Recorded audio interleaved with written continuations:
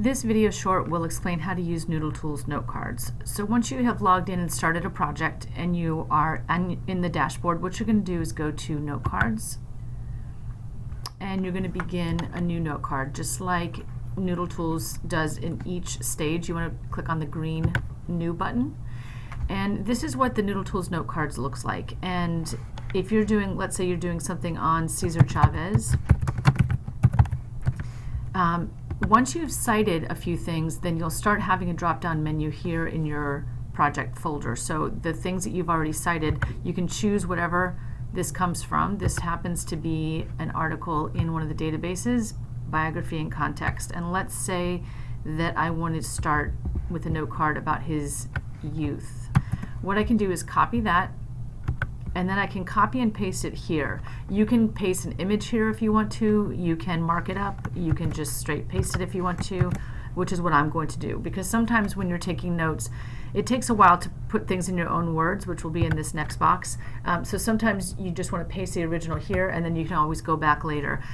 So once you put it in your own words at a later time, you can also have your original thinking here. So maybe when you're talking about what's missing from this section here, you might wonder about his schooling. So it says here where he lived and that they were poor. You might say something, what about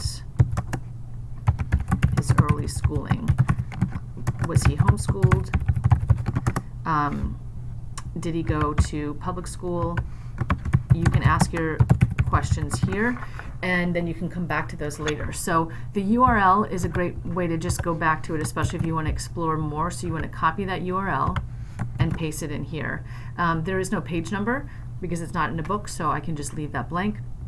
The tags are really important here. So you can add tags. This will help you get back to whatever topic you want to later, and it'll also help you organize. So I'm putting Chavez and childhood here. Okay, and so when I go under here, I can go ahead and just select those here.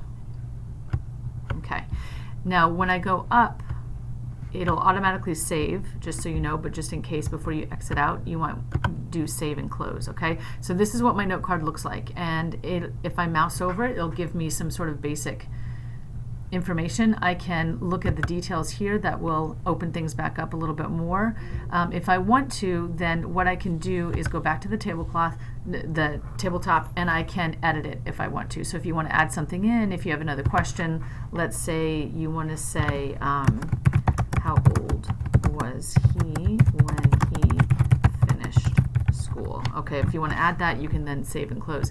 Later on, once you have your tags, what you can do here is you can search by tags. So if you go here and let's say I put childhood, I want everything under childhood that he has, then what will happen is once I click search, okay, then all of my note cards that have that as a tag will have this orange dashed line around it.